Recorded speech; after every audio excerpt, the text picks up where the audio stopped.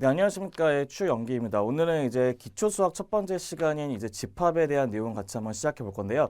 우리 집합이라고 하는 것은 우리가 수학의 가장 기본적인 가장 큰 테두리죠. 그래서 우리가 집합에 한 것을 알아야지만 이제 다음에 나와서 우리가 새로운 규칙을 나타낼 때 나타나는 그 기호로서 우리가 집합을 이용하기 때문에 우리가 어떻게 하면 집합에 대해서 기본적인 내용하고 그다음에 거기에 만족되는 공식들, 그다음에 거기에 갖고 있는 여러 가지 특성들이 어떻게 갖고 있는지 같이 한번 확인해 보도록 하겠습니다. 네, 그럼 맨 처음에 그러면 집합에 관한 이제 뜻부터 같이 한번 확인해 보고자 한다면요. 첫 번째 집합은 바로 이런 식의 뜻을 갖고 있겠죠.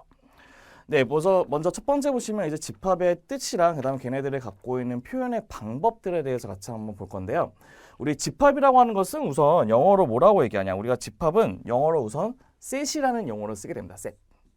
네, SAT라고 하는 set이라는 용어를 쓰게 되는데 그 set이라는 용어의 의미가 무엇이냐면요. 뭐 이렇게 가둔다, 이게 뭔가 세운다 그런 식의 뜻을 갖고 있어요. 그래서 우리는 집합이라는 것의 기본적인 전체 특징은 무엇이냐면 여기 한번 밑줄 한번 쳐볼게요. 뭐냐면 어떠한 그 모임을 만들 거예요. 모임. 근데 모임을 만들 건데 그냥 모임을 만드는 게 아니에요. 뭐냐면 어떠한 주어진 조건에 의해서 그 대상이 분명하게 결정되어지는 모임을 얘기하는 거예요. 그래서 우리가 대표적으로 보면 이런 식의 우리가 주머니가 있다고 한번 볼게요. 주머니가 있다고 봤는데 우리 주머니 안에는 뭐가 들어갈 수가 있는 거냐면 우리가 과일이라는 주머니가 있다고 볼게요. 과일.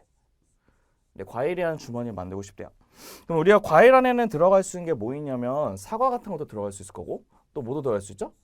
네, 그다음 뭐 배 같은 것도 들어갈 수 있겠죠. 배 같은 것도 들어갈 수 있죠. 그다음에 여기 뭐 여러 가지 과일이 되게 많은 것이 들어갈 수 있는데 그 중에서 토마토는 여기 안에 들어갈 거 안 들어갈 거요? 토마토는 채소이기 때문에 들어가지 않겠죠, 맞죠? 들어가지 않을 거예요. 그래서 우리는 얘처럼 딱 봤을 때 우리가 어떠한 주머니처럼 만들어가지고 걔네 안에 딱 구별될 수 있는 거예요. 사과, 배 같은 경우는 과일로 구별될 수 있고 그 다음에 토마토는 과일이 아니기 때문에 집어넣을 수 없게끔 이렇게 테두리처럼 만들어질 수 있는 모임 있죠. 그 모임을 우리가 집합이라고 얘기한답니다. 근데 우리가 그 집합이라는 것은 어떤 게 표현할 거냐면 우리가 얘처럼 얘네들을 과일이라는 그 집합을 만들고 싶으면 그 과일이라는 집합은 어떻게 만들 거냐?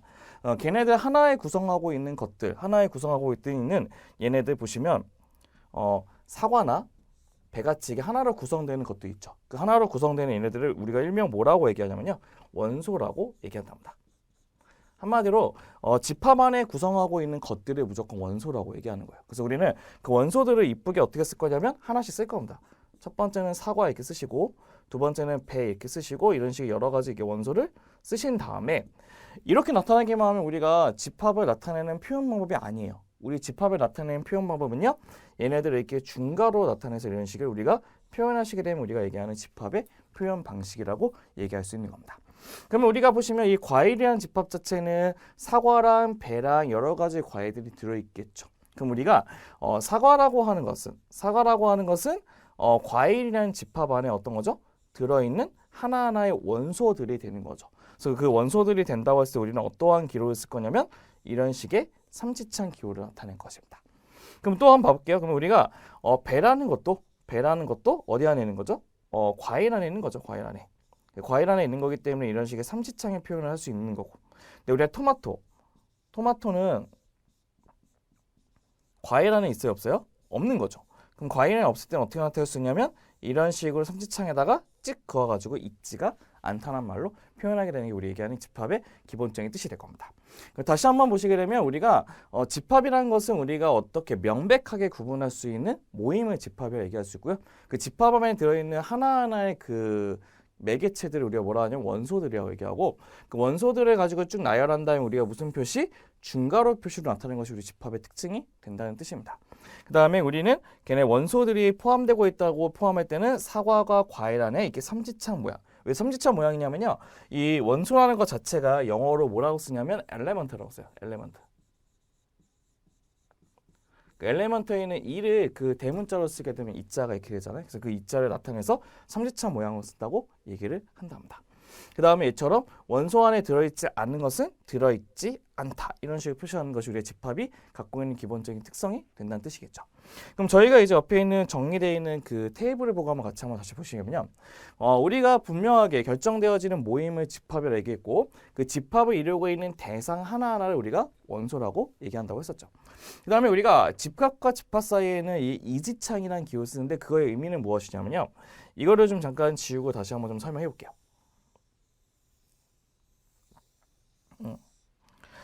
우리가 어떻게 보냐면 이렇게 하나의 집합이 이렇게 돼요. 하나의 집합인데 제가 그냥 동그랗게 해서 한번 봐볼게요.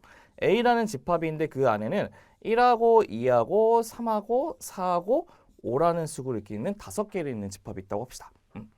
그럼 제가 또 하나의 집합을 잡을 건데 그 또 하나의 집합을 1, 2, 3만 다 이렇게 잡으시고 얘를 뭐라 잡을 거냐면 B라고 이렇게 잡아보도록 합시다. 그럼 저희가 얘처럼 주머니의 모양을 그려보게 된다면 이 1, 2, 3이라고 하는 이 B라는 집합 자체는 어디 안에 들어있어요?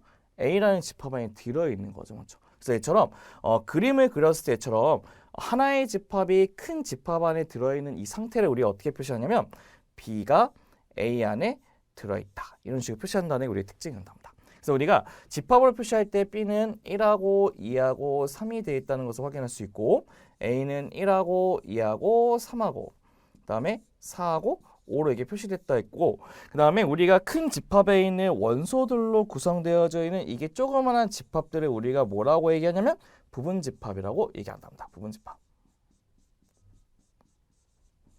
그래서 부분 집합은 큰 집합이 어떻게 하냐면 이렇게 포함될 때는 이지창의 모양으로 표시하고 얘네들이 우리가 대학교 용어를 뭐라고 하냐면 서브셋이라는 용어를 쓰게 됩니다. 그래서 우리 이렇게 이런 식으로 우리가 그 큰 집합에 있는 원소들로 구성되어진 부분 집합은 그 큰 집합에 들어있는 포함된다는 표시를 이렇게 이지창으로 표현된다는 것도 기억하시면 될 것 같습니다. 그 다음에 얘처럼 그래서 보시면 집합과 집합 관계에서는 이렇게 이지창을 표시하시고 그 다음에 집합과 원소 관계에서는 삼지창으로 표시한다는 것도 확인하시면 될 것이고요. 그 다음에 집합의 큰 특징은 무엇이냐면 집합은 대부분 대문자로 먼저 표시를 하실 거고요. 그 다음에 원소들은 소문자로 표시한다는 게 얘네들 집합이 갖고 있는 기본적인 특성이 될 것입니다. 네, 그럼 우리가 이런 식의 집합의 뜻과 표현할 수 있는 방법들을 먼저 공부했는데요. 그럼 거기에 관련된 예제를 먼저 한번 풀어보면서 얘네들 어떤 식으로 적용하는지 한번 확인해 보도록 하겠습니다. 네, 첫 번째 보시면 이제 우리가 이제 집합을 나타내는 방법일 거예요. 집합을. 근데 우리가 보시면 A라는 집합 자체는 이제 20 이하의 6의 배수가 된답니다. 그러니까 우리가 그러면 가장 쉽게 보시면 이게 테두리에다 먼저 한번 그려볼게요. A라는 그 주머니를 먼저 만드신 다음에 그 안에는 20 이하의 6의 배수만 원한대요. 그럼 6의 배수는 이제 6, 12, 삐리리 같은 게 있을 텐데 그게 어디까지만? 20 이하까지만. 그래서 뭐만 있을 수 있냐면 6도 있고 12도 있고 18가지로 구성되어 있는 게 A에 갖고 있는 집합의 특징이에요. 맞죠? 그래서 우리가 어떤 식으로 나타내시면 되냐면요. 이제 우리가 걔네들 표현 방식을 어떻게 집합은 큰 A라는 걸로 쓰시게 되면서 얘네들 어떻게 중괄호 그 다음에 6하고 12하고 뭘로 18로 돼 있다고 표시하시는 게 우리에게 기본적으로 얘기하는 A 집합의 표현 방식이 될 것입니다. 네, 그 다음에 B 집합 같은 경우는 우리가 8의 약수래요. 8의 약수. 8의 약수는 뭐 있죠? 1이 있고 8이 있고 그 다음에 2 있고 뭐 있죠? 4로 되어 있는 것이 8의 약수인데 그걸로 구성되어 있는 것을 이렇게 중괄호 표시한 다음에 B로 체크하면 우리가 얘기하는 B 집합을 표현하는 방식이 완성되겠죠. 네, 이렇게 해서 우리는 걔네들 갖고 있는 집합에 대해서 이렇게 표현하는 방식들도 같이 한번 공부해 봤습니다. 네, 그럼 이제 두 번째는 바로 무엇이냐? 이제 두 번째는 이제 또 집합에 대해서 어떤 식으로 표현되는지에 관한 그 용어를 알고 있는지 모르는지 보는 거예요. 그래서 어떤 거냐면 이지창이냐, 삼지창을 어떻게 표현할 수 있는지를 확인하기 위해서 보는 건데요. 얘네들 같은 경우는 사실 좀 어려운 문제이기 때문에 조금 천천히 보시게 되면요. A라는 집합 자체는 0이라고 하는 이 하나, 이거 네모 그냥 칠게요. 이거 하나, 이게 0이라고 자체하고는 원소가 있으실 거고요. 또 하나는 1에다가 중괄호가 쳐 있는 이거 자체가 원소예요. 이거 자체가 원소. 그다음에 세 번째는 1하고 2를 중괄호로 체크되어 있는 이거 자체가 또 원소예요. 이거 자체가 또 원소고. 네 번째는 3이라고 하는 이 자체도 원소가 되는 거예요. 이게 이 네 개가 다 원소라는 뜻이에요. 그럼 우리가 그 원소들에서 구성되고 있는 포함 관계가 이제 어떻게 되는지 확인해 보고 싶은 건데요. 첫 번째 보시면 이겁니다. 우리 중괄호의 1, 2는 중괄호의 1, 2라고 하는 원소 맞죠? 원소이기 때문에 A의 삼지창이다. 맞는 말이네요. 동그라미 하시면 되고. 그 다음에 2라고 하는 것이 여기 안에 있는 제가 네모친 것에 2가 있나요? 선생님 여기 있긴 해요. 근데 이게 다가 아니고 이 전체가 바로 하나로 보셔야 되는 거예요. 그렇기 때문에 얘는 들어있지 않네요. 그럼 얘는 틀린 거네요. 답은 2번이 될 것이고 나머지도 한번 같이 한번 봐볼게요. 3도 여기 보시면 이 3이 들어있는 하나의 원소가 따로 있죠. 그렇기 때문에 3이라는 원소는 A 안에 들어있다? 맞을 거고, 그 다음에 우리가 1이라고 하는 그 집합기호가 표시되어 있는 얘도 바로 원소죠. 원소이기 때문에 원소가 A 안에 들어있다? 맞을 것이고, 그 다음에 우리가 원소들을 가지고 이게 집합으로 만든 거를 바로 무슨 집합? 부분집합.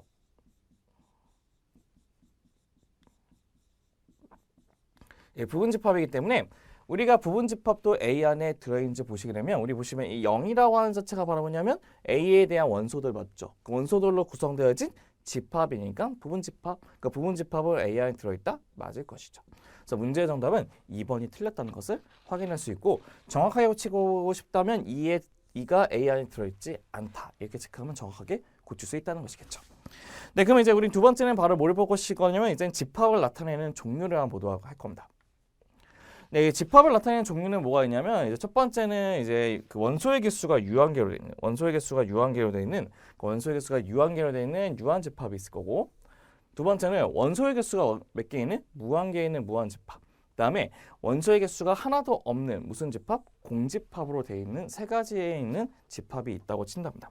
그럼 첫 번째 보시면 우리가 유한 집합은 어떤 것이 유한 집합이면 이런 것이에요. 어떤 거냐면 10 이하의 자연수의 모임. 10 이하의 자연수의 모임이면 1하고 2하고 3하고 4하고 5하고 6하고 7하고 8하고 9하고 10이라고 해서 총 몇 개를 쓸 수 있죠? 10개라고 제가 손으로 딱 쓸 수가 있죠. 그 다음에 걔네들의 개수를 1, 2, 3, 4, 5, 6, 7, 8, 9, 10이라고 쓸 수 있겠죠. 이런 식으로 우리가 걔네들을 쓸 수 있는 그 유한계로 셀 수 있는 집합을 우리가 뭐라고 하냐면 유한집합이라고 얘기한답니다. 네, 그다음에 무한집합 같은 건 뭐 있냐면 무한집합은 우리의 이제 자연수의 모임 볼게요. 자연수. 네, 자연수의 모임은 1, 2, 3에서 어디까지냐면 얘네들 무수히 가서 어디까지 끝날지 모르겠죠. 그럼 절대 손가락으로 셀 수가 없겠죠. 그러니까 손가락으로 셀 수 없는 이런 집합을 우리가 뭐라고 하냐면 무한집합이라고 얘기한답니다. 네, 그럼 공집합은 어떤 것을 의미하냐면 공집합은 말 그대로 원소가 하나도 없는 집합을 뜻해요. 그렇기 때문에 우리는 얘네 보시면 이런 식의 띄어져 있는 이런 식 아무것도 없는 집합이거든요. 우리가 공집합 얘기하는데 이형 기호를 쓰기도 하고 이 기호가 너무 어렵다고 해서 어떻게 파이라고 하는 기호를 이렇게 쓰기도 한답니다. 이게 바로 이 파이라고 있습니다. 그러니까 파이라는 기호를 가지고 우리가 나타낸다는 것도 같이 한번 확인해 보시면 우리가 집합의 종류 세 종류도 좀 쉽게 이해할 수가 있다는 것도 확인할 수 있으실 거예요. 네, 그다음 우리는 세 번째 보시면 세 번째는 바로 이제 집합을 표현하는 방식을 한번 봐볼 겁니다. 네, 집합을 표현하는 방식에는 크게 몇 가지가 있냐면 이제 세 가지 방식이 있대요. 세 가지 방식인데 원소나열법, 조건제시법, 이제 벤 다이어그램이라는 세 가지 방식이 있답니다. 네, 첫 번째 원소나열법은 무엇이냐면요. 우리가 기본적으로 알고 있는 걔네들 그 가로 안에 원소를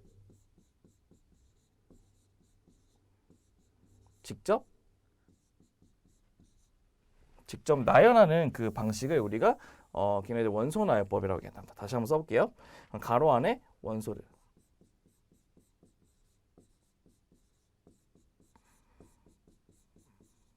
직접 나열하는 방식을 우리가 원소나열법이라고요. 걔네들 대표적으로 쓰는 예제는 어떤 것이냐면 아까 우리 썼던 거, 우리 그 8의 약수 같은 경우는 1, 2, 4, 8 이렇게 쓰는 것이 우리가 얘기하는 기본적인 원소나열법의 특징이 된답니다. 그럼 두 번째는 어떤 것이냐? 두 번째 보시면 이런 것이 있답니다. 두 번째는 조건제시법은 무엇이냐면요. 우리가 쟤네들처럼 원소나열법을 쭉 쓰기가 너무 길어요. 그러면 걔네들 쓰기가 좀 만만치 않기 때문에 우리 어떻게 조건을 줘가지고 걔네 좀 약간 간단하게 쓰는 방식을 우리가 조건제시법이라고 얘기한답니다. 그러니까 조건제시법의 특징은 이런 식의 중괄호 쓰시고 x바라는 용어를 쓴대요. 바. 이게 바거든요. 바 쓰고 x는 뭐라고 쓰냐면 조건이라는 것을 이용해서 나타내는 방식을 우리가 조건제시법이라고 얘기를 한답니다. 그러니까 우리가 얘처럼 1, 2, 4, 8에 우리가 조건제시법을 쓰게 되면 어떻게 쓸 거냐면 이렇게 쓰시면 돼요. x바 x는 8의 약수라고 쓰시게 되면 우리가 조건제시법을 나타내는 방식이 완성된다는 뜻이겠죠. 맞죠? 그럼 세 번째는 벤 다이어그램 무엇이냐면요. 이 집합을 어떻게 그림으로 표시하는 방식을 뜻해요. 그래서 우리가 이렇게 집합을 이렇게 동그랗게 해서 얘네들의 뭐 A 집합이었으니까 A 집합을 쓰게 되면 그 8의 약수를 1하고 2하고 4하고 8로 나타내는 이런 방식을 우리가 벤 다이어그램이라고 얘기할 수 있는 겁니다. 우리가 이런 식으로 해서 어떻게 집합의 표현 방식이 크게 몇 가지? 세 가지. 첫 번째 어떤 것이 있냐? 원소를 쭉 나열할 수 있는 원소 나열법. 두 번째는 조건을 줘가지고 제시하는 방법인 조건 제시법. 세 번째는 가장 쉬운 그림을 이용해서 문제를 푸는 법, 벤 다이어그램 세 가지 방식으로 구성되어 있다는 것이 우리가 기본적으로 알고 있는 집합의 표현 방법이 되겠죠. 네, 그럼 우리가 이런 표현 방법을 이용해서 우리가 어떤 식으로 한번 원소나열법과 조건제시법을 나타낼 수 있는지 같이 한번 확인해 보도록 하겠습니다. 네, 다음 예제를 보시면요. 이제 다음 중 원소나열법으로 나열된 집합은요. 우리가 뭘로 고치고 싶냐면 조건제시법으로. 그다음에 조건제시법으로 나타낸 집합은 원소나열법으로 고치는 것이 우리의 목적이 되겠는데요. A집합을 보시면 A집합은 1, 2, 3, 4, 5, 6, 7, 8, 9, 10으로 되어 있죠. 그래서 우리는 얘네들을 우리가 조건제시법을 쓰기 위해서는 여러 가지 조건이 있는데 가장 쉬운 거는 10 이하의 자연수가 되죠. 그래서 어떻게 쓸 수 있냐면 A라는 집합은 어떻게 쓸 수 있냐. X바 X는 10 이하의 자연수가 되겠죠. 10 이하의 자연수 쓰게 되면 우리가 조건제시법을 나타내는 방식이 완성되겠죠. 네, 두 번째 X바 X는 16의 양의 약수래요. 그럼 우리가 얘기하는 B라고 하는 것은 양의 약수를 이쁘게 다 써주면 돼요. 어떻게 쓰면 되죠? 1, 그다음에 16, 그다음에 2, 그다음에 8, 그다음 뭐 있죠? 4까지 쓰게 되면 우리가 원하는 16의 약수가 완성되겠죠. 근데 이렇게 해서 우리는 16의 약수라고 하는 1, 2, 4, 8, 16 이런 식으로 쓰게 되는 게 우리가 얘기하는 조건제시법으로 나타내는 조건제시법을 원소나열법으로 나타내는 방식이 완성이 될 것입니다. 네, 그럼 우리는 이제 네 번째는 바로 무엇이냐? 바로 부분집합하고 부분집합의 개수를 구하는 방식을 한번 보도록 하겠습니다. 네, 보시면 이게 있는데요. 우리 보시면 봐보세요. 우리 부분집합, 아까도 우리 간단하게 부분집합을 얘기했는데 우리 부분집합이라는 것은 어떤 것이 부분집합을 얘기했냐면 얘처럼 어떠한 큰 집합에 있다고 했을 때 큰 집합 안에는 임의의 원소들로 구성되어진 이 자그마한 집합, 이 자그마한 집합을 우리가 뭐라고 얘기하냐면 부분집합이라고 얘기한답니다. 그래서 아까처럼 우리가 큰 집합이 이렇게 있다고 했는데 큰 집합을 얘처럼 B라고 잡으시고 B를 1하고 2하고 3하고 4하고 5하고 6이라고 해서 6개가 있다고 합시다. 그래서 우리는 그 중에서 몇 개만 고를 거냐면 2개만 골라진 5, 6을 가지고 우리가 뭐라 잡아? A라고 잡게 되면 이 A라고 하는 것은 B집합이 갖고 있는 원소들로 구성되어진 집합이죠. 그래서 이 집합을 뭐라고 하냐면 부분집합이라고 얘기를 한답니다. 그래서 우리는 얘네들을 그럼 어떻게 쓰겠어요? A라는 것이 B 안에 어떻게 들어간다고 체크할 수도 있고 그렇죠. 정확하게 쓰게 되면 우리 A집합은 5하고 6으로 되어 있는 집합이고 6이라는 집합은 B라는 집합은 1, 2, 3, 4, 5, 6으로 되어 있죠. 그 안에 이렇게 들어간다고 표시하게 되는 것이 우리 기본적인 부분집합의 표시 방법이 될 겁니다. 그럼 우리가 이처럼 어떻게 되어 있냐면 5하고 6하고 7이라고 되는 것을 봤더니 5, 6, 7 같은 경우는 어떻게 되어 있죠? 7이라는 원소 자체가 어디에 들어있지가 않아요? B에 들어있지가 않다는 거죠. 그렇기 때문에 얘네들은 어디 안에 들어있지 않다?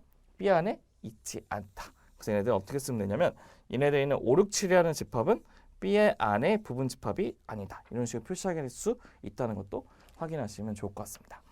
네, 그럼 우리가 이제 부분 집합이 갖고 있는 포함 관계는 어떤 것이냐면 이런 것이 돼요. 우리 가장 쉬운 거는 벤 다이어그램으로 표현하는 방법이니까 벤 다이어그램 한번 그려보게 되면 A 집합이 B 집합에 들어있대요. 보시면 이 A 집합이 B 집합 안에 들어있대요. 그다음에 B 집합이 어디 안에 들어있대요? C에 들어있대요. 그럼 당연히 A는 C 안에 들어있겠죠. 그렇기 때문에 우리가 A가 B에 들어가고 B가 C에 들어가면 자동적으로 A가 C에 들어간다는 성질도 당연히 기억하셔야 되는 거고 두 번째 중요한 성질 두 가지 얘는 있습니다. 얘는 별표 좀 3개 체크해야 되는데 왜 중요하냐면 우리가 모든 공집합 있잖아요. 공집합은 아무것도 없는 집합. 한마디로 여기서 아무것도 안 택하는 집합이거든요. 걔는 어디를 택해도 집합을 만들 수가 있는 거잖아요. 그렇기 때문에 우리는 공집합은 모든 집합의 부분집합이 되고 그 다음에 이 자체를 제가 A로 잡아도 상관없는 거죠. 이 자체를. 그래서 우리가 자기 자신의 부분집합이 된다는 것도 기억하시면 좋을 것 같습니다. 그래서 우리가 부분집합의 특징은 어떤 것이 있냐? 걔네들의 공집합, 아무것도 갖고 있지 않은 집합도 자기의 부분집합이 되지만 걔네들이 갖고 있는 모든 집합도 부분집합이 된다는 것도 확인할 수 있다는 것입니다. 그럼 저희가 한번 간단하게 여기서 한번 부분집합을 구하는 방식을 한번 같이 한번 봐볼게요. 어떻게 보냐면 제가 한번 예제를 보시게 되면 예제를 이렇게 한번 봐볼게요. 어떤 거냐면 A라는 집합이 1하고 2라고 되어 있대요. 1하고 2로 되어 있다고 했을 때 그러면 1, 2로 구성되어 있는 모든 부분 집합을 한번 구해보도록 합시다.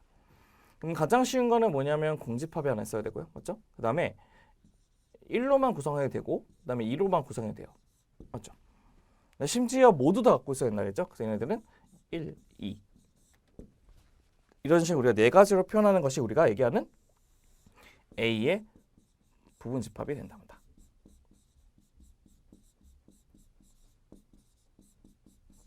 네, 이렇게 해서 우리는 걔네들의 A의 부분 집합을 표현하는 방식도 같이 한번 봤고요. 그 중에서 우리가 하나 중요한 게 하나 있어요. 어떤 것이 있냐면 이 중에서 우리가 뭐가 있냐면 이 자기 자신이잖아요. 자기 자신을 빼고 나머지 돼 있는 이 집합 있죠. 나머지 이걸로 구성된 거. 그러니까 자기 자신을 빼고 나머지만 돼 있는 얘네들 있잖아요. 얘네들을 우리가 뭐라고 하냐면 그 부분 집합 중에서 무슨 부분 집합?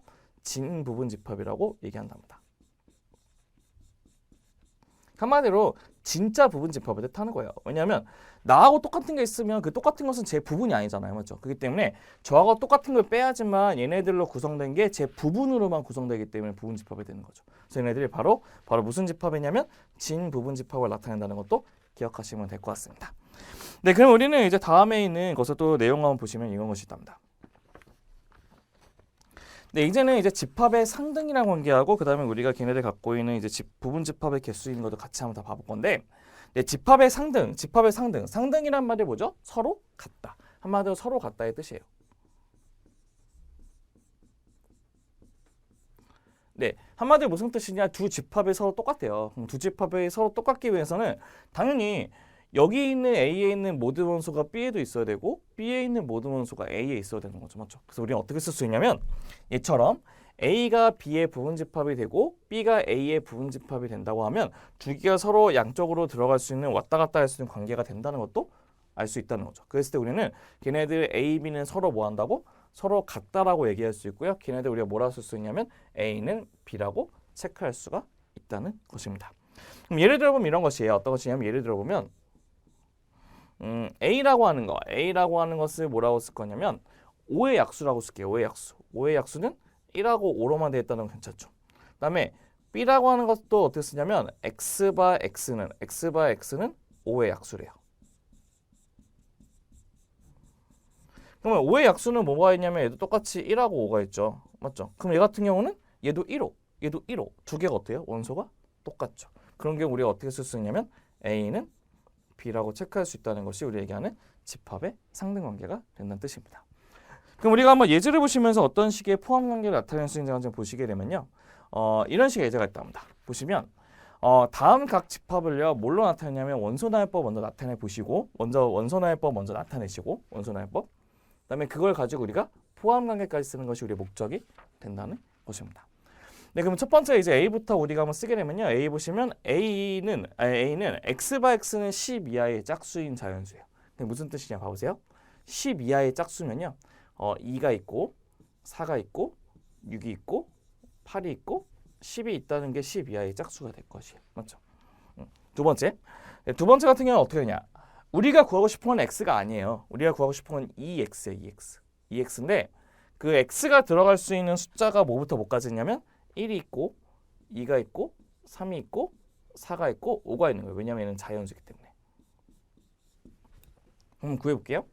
그럼 첫 번째 x 대신에 1을 집어넣으면 2 곱하기 1의 값은 2가 되겠죠. 첫 번째는 2가 되고 두 번째는 2를 집어넣으면 2 곱하기 2는 4가 되고 3 집어넣으면 6 되고 4 집어넣으면 8 되고 5 집어넣으면 10이 되니까 이렇게 2, 4, 6, 8, 10이라는 것을 나타낼 수가 있다는 것입니다. 네, 그러면 C라는 것은 어떤 것이냐? C는 딴 게 아니에요. 이 10-2x라고 하는 것을 우리가 나타내고 싶은 건데 그 x 대신에는 뭐뭐 대입할 수 있냐면 얘처럼 0부터 어디까지? 4까지. 0, 1, 2, 3, 4 이렇게 나타낼 수 있는 것이 우리 얘기하는 기본적인 C의 특징이 된답니다. 그럼 보시면요. 이런 식의 우리가 0부터 한번 넣어볼게요. 0부터 넣게 되면 0을 넣게 되면 10에서 0 빼기 때문에 10이 될 것이고 두 번째 1 넣게 되면 8 되죠. 그 다음에 2 넣게 되면 6이 되고 3 넣게 되면 4가 되고 4 넣게 되면 2가 된다는 것도 확인할 수 있는 거죠. 선생님 그러면 봤더니 A하고 B는 똑같은데 C가 약간의 순서가 바뀌었어요. 그럼 얘네들은 같은 집합이 아닌가요? 그럴 수가 있는데 참고로 우리가 얘기하는 그 집합의 특징은요. 주머니 안에 들어있는 것들이에요. 그래서 우리는 주머니 안에 2, 4, 6, 8, 10이 들어있나? 18, 6, 4, 2가 들어있는 두 개는 어떤 집합이에요? 똑같이 들어있는 건 똑같죠. 그렇기 때문에 우리는 얘네들을 뭐라 쓸 수 있냐면 문제의 정답은 A하고 B하고 A하고 B하고 C가 모두 같다라고 체크할 수 있다는 것도 확인하시면 될 것입니다. 그래서 여기서 우리가 하나의 팁을 하나 적어보게 되면 어떤 팁이 있냐면 이런 것이 있답니다. 집합에 갖고 있는 집합의 특징이 있는데 다시 한번 써볼까요? 집합의 특징.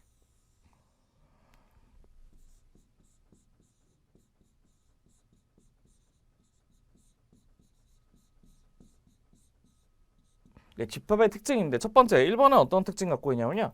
첫 번째 집합은요. 우리가 어차피 거기에 들어있는 그 하나의 원소들은 뭐가 있는지 없는지만 보고 개수가 중요하지 않아요. 그래서 우리는 똑같은 개수는 하나로 취급합니다.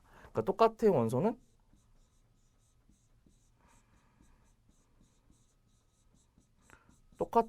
몇 개로? 한 개로만 취급합니다. 한마디로 우리가 그 집합 안에 A, B, C 이렇게 쓸 수가 없다는 뜻이에요. 그럼 얘는 없애주고 A, B, C로만 쓰겠다는 뜻이에요. 알겠죠? 그 A, B, C로 쓰겠다는 게 첫 번째 집합의 특징이고 두 번째는 뭐 있냐면 그냥 집합을 나열할 때 순서가 없습니다. 나열할 때 순서가 없다.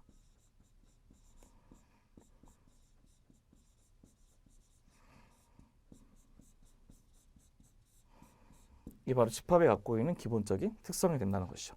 이런 특성들은 머릿속에 좀 기억해 주셔야지만 나중에 집합을 쓸 때 왜 이거를 못 쓰는 거지? 왜 이렇게 똑같다는 거지? 이런 것이 좀 이해가 될 수 있다는 것이에요.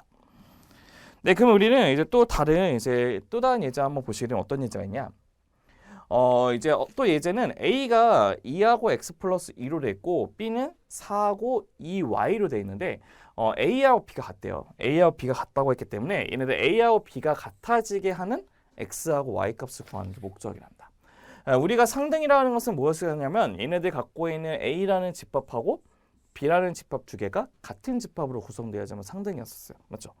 그럼 보시면 A는 2를 갖고 있는데 B는 2를 안 갖고 있죠. 그렇기 때문에 우리는 우리가 모르고 있는 2y라고 하는 값이 뭐가 되죠? 2가 되는 것도 확인할 수 있을 거고, 맞지?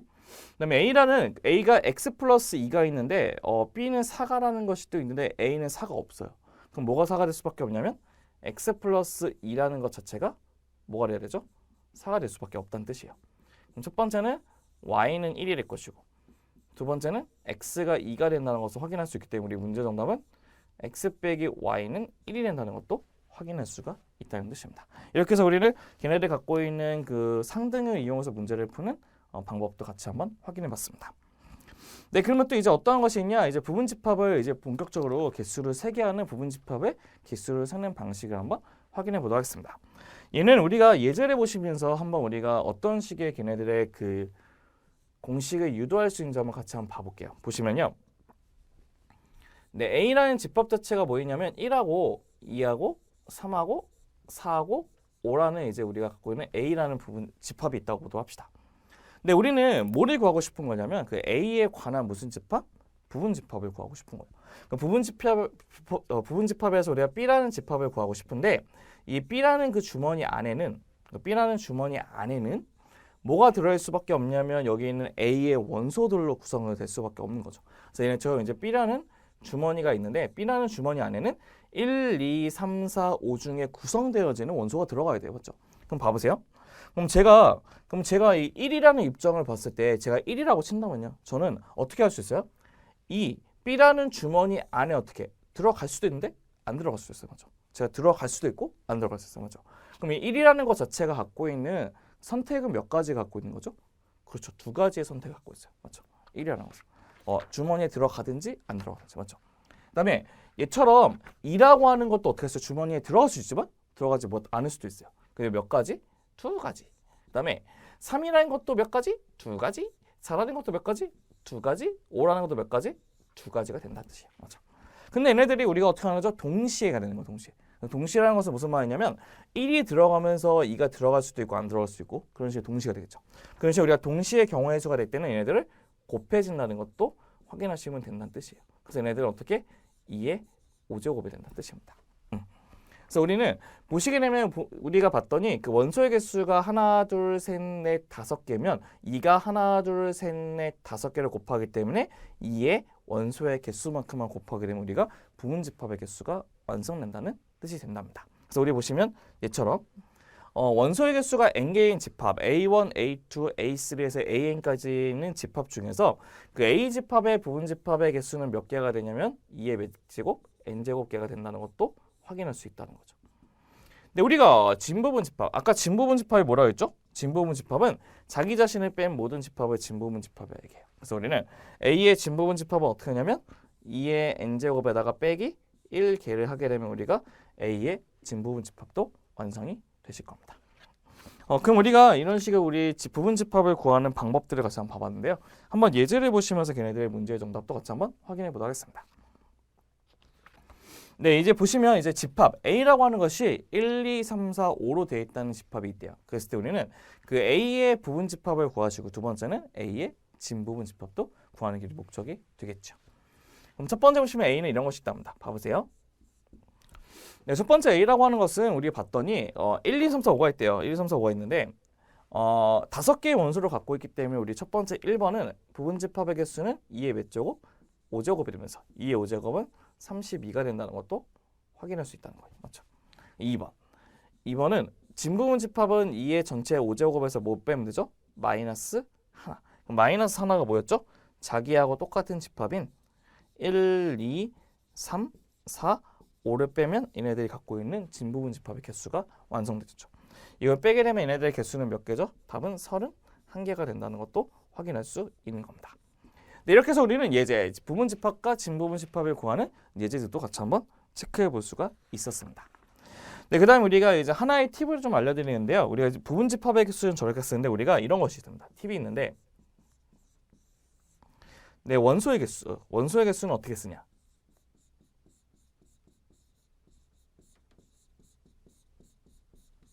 네, 저희가 원소의 개수가 있는데 원소의 개수를 우리가 어떻게 표시하면요. A집합에 있는데 그 A집합이 1, 2, 3으로만 되어 있대요. 1, 2, 3으로 되어 있다고 했을 때 우리는 그 A집합에 있는 원소의 개수를 쓰는 방식도 있답니다. 그건 어떻게 쓰냐면요. 이렇게 n이라는 것 써서 이렇게 A라는 것을 쓰게 되면 걔네들의 A집합의 원소의 개수를 쓰는 방식이 된답니다. 그 원소의 개수는 몇 개였죠? 1, 2, 3니까 3이라고 쓰면 된다는 뜻이에요. 그럼 선생님, 그럼 여기 있는 n이 뭐를 의미하는 것이죠? 하고 궁금할 수도 있겠죠. 그래서 여기 있는 그 n이 의미하는 그 n은 뭐를 의미하냐면 뭐의 약자냐면 넘버의 약자입니다. 한마디로 A집합의 원소의 수의 약자이기 때문에 NA라고 하는 것은 A집합의 원소의 개수가 된다는 뜻이겠죠. 이런 식의 우리가 걔네들의 원소의 개수를 나타내는 방식들도 같이 한번 기억하시는 게 편하겠죠. 네, 그러면 이제 마지막으로 어떤 것을 볼 거냐면 이제 집합을 어떻게 연산하는 방식들을 같이 한번 확인해 볼 건데요. 네, 집합의 연산을 보도록 합시다. 네, 집합의 연산이라는 것은 우리가 집합을 나타낼 수 있는 그 과정들, 어떤 식의 뭐 그 덧셈이나 뺄셈 같이 있냐 그런 것이 우리가 한번 확인해 보고 싶은 건데, 네, 집합은 우리가 일반적인 사칙 연산과 같이 더하기나 빼기, 곱하기나 나누기처럼 되어 있지는 않아요. 그렇기 때문에 우리가 집합만이 갖고 있는 고유한 특성들이 있을 거거든요. 그 특성들에 대해서 같이 한번 확인해 보도록 하겠습니다.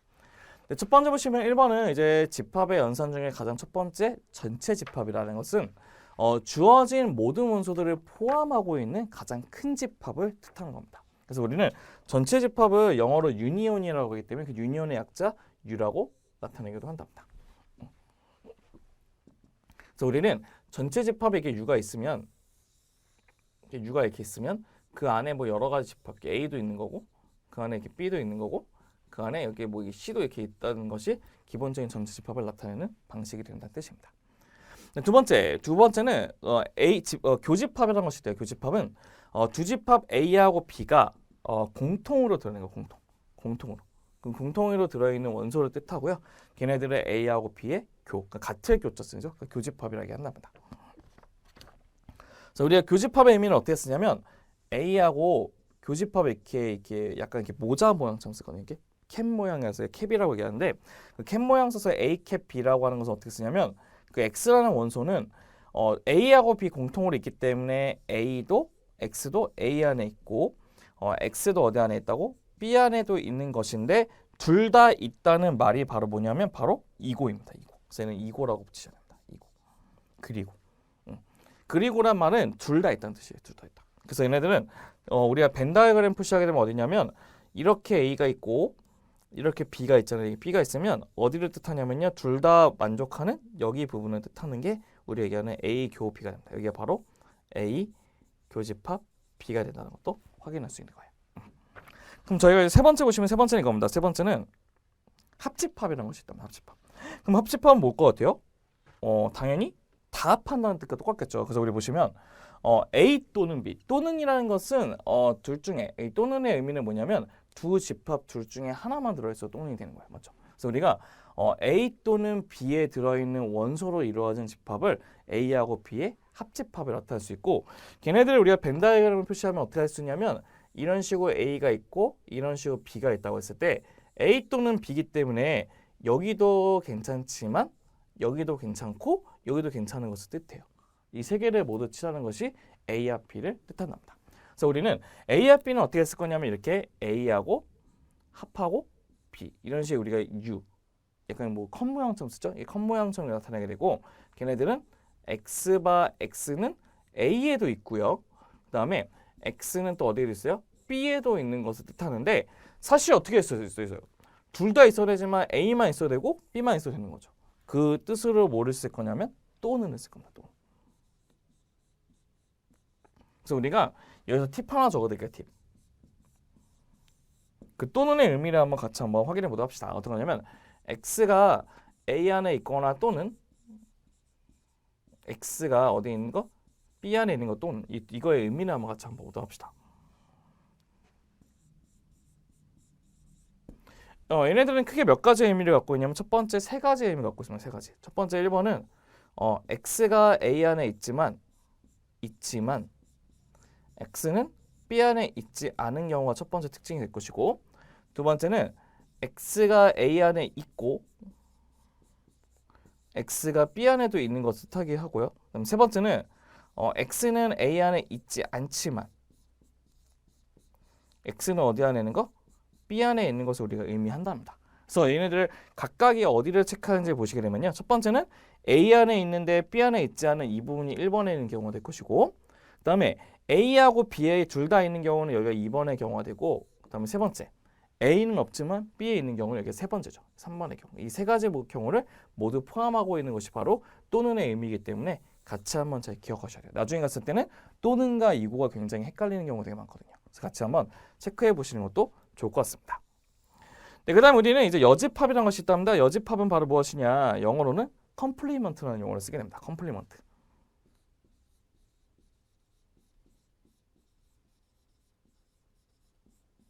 네, 컴플리먼트라는 용어를 쓰게 되는데 컴플리먼트의 용어의 그 의미가 무엇이냐면 그걸 빼고 나머지 다예요. 그 무슨 뜻이냐면 전체 집합 U에서 부분 집합 A에 관해서 U에 속하고 A에 속하지 않는 거 A에 속하지 않으면서 U에 다 속하는 집합을 우리가 A의 여집합이라 쓰고 컴플리먼트의 약자로 A의 뭐라고? 여집합을 쓰게 된답니다. 얘네들은 X 반대 X는 U에 속하지만 X는 어디에 있지 않은 거예요? A에 있지 않은 것을 뜻합니다. 그래서 X는 U에는 있지만 X는 어디에 있지 않은 거? A에 있지 않은 원소들을 뜻하고 얘네들은 두 개가 동시에 이루어져 있기 때문에 뭐죠? 당연히 이고가 되겠죠. 이고가 된다는 겁니다. 그래서 우리는 그 컴플리먼트라고 하는 그 여집합을 우리가 그 벤 다이어그램 표시하게 되면 이렇게 표시할 수 있습니다. 전체가 U가 있고 여기가 A가 있다고 쳤을 때 A의 컴플리먼트는 어디를 뜻하냐면 여기 있는 이 부분을 뜻한답니다.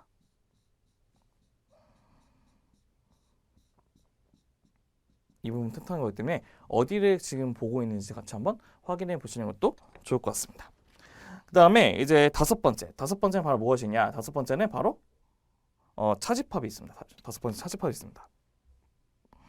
다섯 번째는 어떤 것이냐? 보시면 차집합인데 차집합은 집합 A의 원소 중에서 B에 속하지 않는 모든 원소들로 이루어진 집합을 A에 대한 B의 차집합이라고 얘기도 한답니다. 보시면 이겁니다. 우리가 그림을 그리시게 되면 이런 것을 볼 수 있는데 봐보세요. 우리가 A가 이렇게 있고 B가 이렇게 있대요. 있는데 A의 원소 중에서 B가 들어있지 않대요. 그 말은 무슨 뜻이냐면 이 A의 원소들 중에서 B하고 겹쳐있는 이 부분 있죠. 이 부분을 뺀 상태인 이쪽에 있는 이 부분 있죠. only A 부분, only. 일명 only A를 우리가 뭐라고 하냐면 A의 차집합이라고 얘기한답니다. 그래서 A의 차집합은 어떻게 쓰냐면 A하고 빼기 B라고 나타내서 우리가 A 차집합 B라고 얘기할 수 있다는 겁니다. 그럼 우리가 그 얘네들을 용어로 쓰게 되면 어떻게 쓸 수 있냐? 걔네들의 A 차집합 B는 뭐라고 쓸 수 있냐면 A 차집합 B는 X라는 것 자체는 어디 안에 들어있죠? A 안에는 있지만 어디 있으면 안 돼요? B 안에는 있으면 안 되죠. 그래서 우리는 X는 어디 안에 있지만 X는 A 안에 있지만 X는 어디 안에 있지 않은 거 B 안에 있지 않은 것들을 우리가 걔네들의 차집합이라고 얘기하는데 걔네들 중요한 게 바로 뭐가 들어가야 되는 거죠? 이고가 들어가는 거죠. 둘 다 만족하니까. 그러니까 이런 식의 우리가 갖고 있는 특징을 우리가 차집합이라고 얘기할 수 있는 겁니다. 그럼 집합의 연산에서 꼭 기억해야 될 두 가지 약간 팁이 있거든요. 걔네들 팁도 한번 같이 한번 적어드릴게요. 네, 1번. 1번은 어떤 거냐면 약간의 그 얘네들 차집합과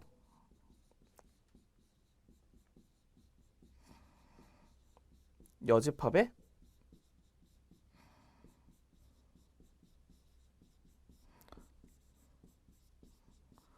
특징 같이 한번 보도록 합시다.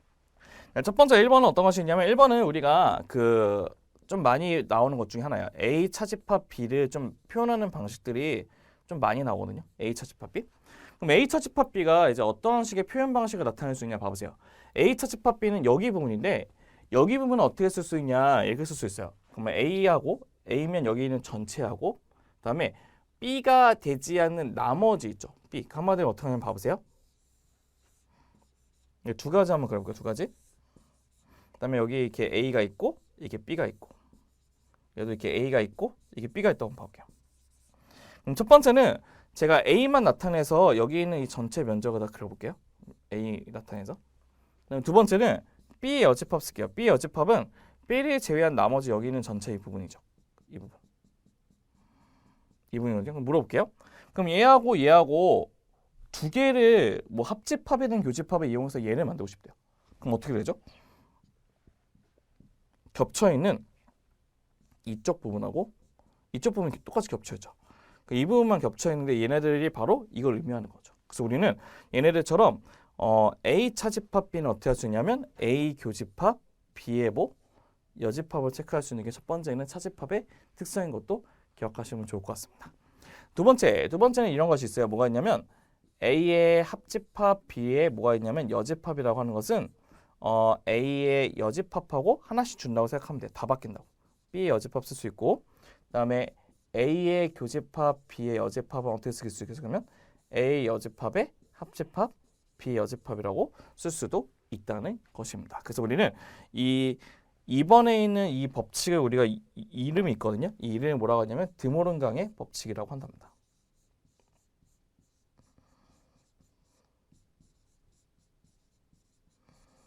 네, 이런 식으로 우리가 걔네들이 갖고 있는 차집합과 여집합의 특성들도 같이 갖고 있다는 것도 기억하시면 여러분들이 좀 더 편리하게 그 연산을 좀 이용할 수가 있다는 것이겠죠.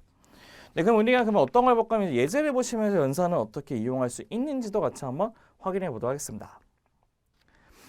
네, 첫 번째 우리가 보시면요. 이제 그 집합 그 U라고 하는 것이 1부터 10까지 안에 있는 자연수를 뜻한대요. 우리가 한번 얘네들 문제를 풀어볼 건데 가장 쉬운 거는 벤 다이어그램 나타내서 쓰는 게 가장 쉬워요. 그래서 우리는 벤 다이어그램을 이용해서 얘네들 표시한 다음에 각각 1, 2, 3, 4, 5에 있는 모든 내용을 한번 같이 한번 써보도록 하겠습니다. 네, 첫 번째 A는 2, 4, 6, 8로 되어 있는데 B가 소수래요. 그러면 10 이하의 소수는 뭐뭐 있죠? 2, 3, 5, 7이 바로 우리가 바로 뭐로 되어 있죠? 그 10 이하의 소수로 있다는 뜻이에요. 그럼 우리가 이걸 첫 번째는 벤 다이어그램을 나타내고자 한다면 이렇게 쭉 크게 그리고 먼저 U라고 나타내시고 이렇게 해서 얘가 A를 쓰고 이렇게 해서 먼저 B라고 먼저 나타내 보도록 합시다. 그러면 우리가 A하고 B하고 겹치는 건 딱 하나밖에 없어요. 뭐밖에 없죠? 2밖에 없어요. 그 다음에 A의 나머지는 4하고 6하고 8을 여기다 쓰시면 되고 B의 나머지는 3하고 5하고 7은 이쪽에 나타내 쓰시면 돼요. 근데 우리가 U라고 하는 것이 1, 2, 3, 4, 5, 6, 7, 8, 90으로 되어 있기 때문에 나머지 1, 2, 3, 4, 5, 6, 7, 8, 9, 10은 이 바깥쪽에 써야 되는 것이 우리 목적이 된다는 거죠. 그럼 우리가 그러면 이제 차근차근 이제 문제 1번부터 같이 한번 풀어보도록 합시다. 1번은 이 A하고 B를 모두 합하고 싶대요. 그럼 걔네들은 1, 9, 10을 제외한 나머지가 다 되는 거거든요. 그래서 얘네들은 1, 9, 10을 제외한 뭐뭐 쓰면 돼요? 2, 3, 4, 5, 6, 7, 8까지만 쓰면 우리가 원하는 합집합이 완성된다는 것도 확인할 수 있을 겁니다.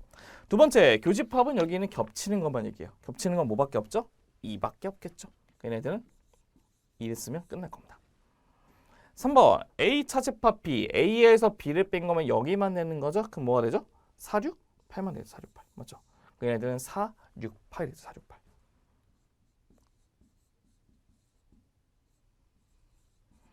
네 번째는 A의 여집합이라는 것은 여기에는 A를 제외한 나머지 다예요. 그러면은 1, 3, 5, 7, 90. 1, 3, 5, 7, 90이죠. 1, 3, 5, 7, 90.